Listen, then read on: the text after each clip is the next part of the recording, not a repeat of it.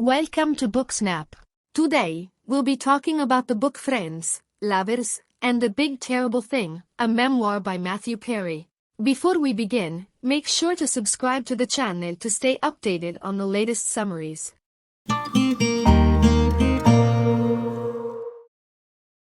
The book Friends, Lovers, and the Big Terrible Thing, a memoir by Matthew Perry tells his life story, with a particular focus on his struggles with addiction and illness.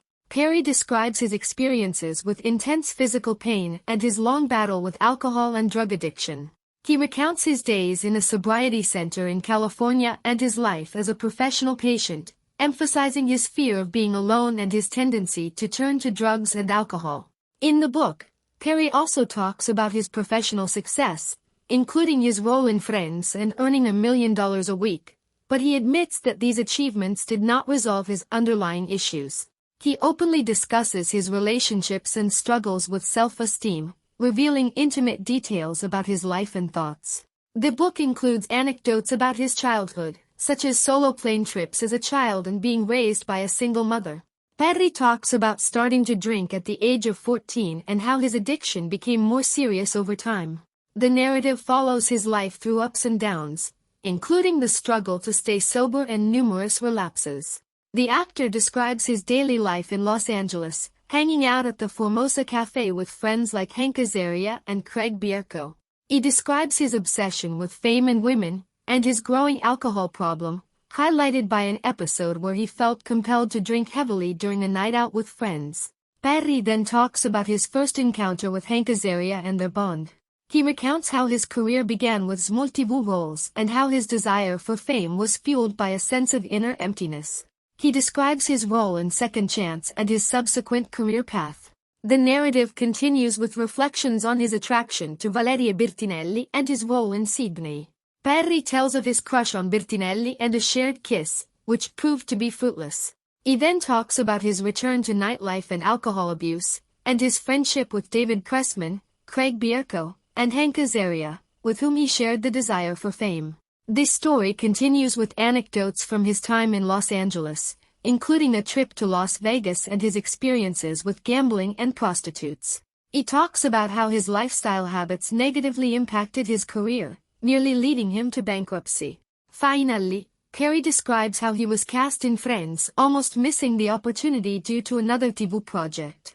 He recounts his initial impressions of the cast and the process of creating the show, emphasizing the importance of chemistry among the cast members and the support of director James Burrows. Perry reflects on his life during and after Friends, including his addiction issues, a marriage proposal made while in an altered state, and his involvement in the film Don't Look Up.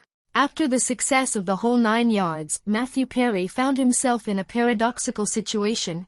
He was the star of the #1 film in America and one of the most beloved sitcoms. But his addiction to alcohol and drugs was out of control. Despite appearing in public, his private life was dominated by substance abuse and isolation. This situation worsened with the sequel, The Whole 10 Yards, which was both a critical and commercial failure. Perry also describes the end of Friends, reflecting on his experience on the show and his personal struggles during that time. Despite professional success, he found himself facing an uncertain future, addiction, and relationship problems.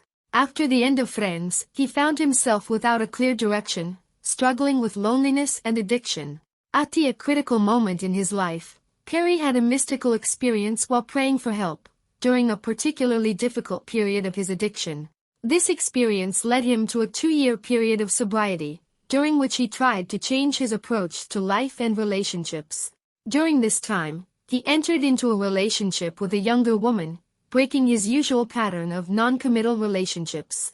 These experiences led Perry to reflect on his life, career, and struggles with addiction and mental health, prompting him to seek significant change and a deeper understanding of himself. Perry shares his experiences with sobriety, his journey in Alcoholics Anonymous, and how it helped others overcome addiction. He describes how his sense of gratitude toward God and his relationship with faith intertwine with his struggle to remain sober and his questions about life and death. In his romantic life, Perry talks about making many mistakes, citing his search for deep and meaningful love.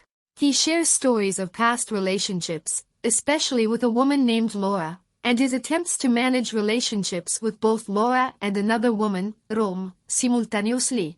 This emotionally complicated situation ends with Perry choosing Laura, but things become even more complicated when he proves unable to handle the intimacy of the relationship without returning to substance use. Perry also describes a serious health issue due to his addiction, which led him into a coma and multiple surgeries. He talks about the challenging recovery period and the support he received from his family and friends. The book also offers reflections on his career and family relationships, particularly with his mother, and how his life experiences and struggles have influenced his worldview and his path to healing. Perry reflects on the nature of addiction, sharing profound thoughts on the search for greater meaning in life and the struggle to find inner peace.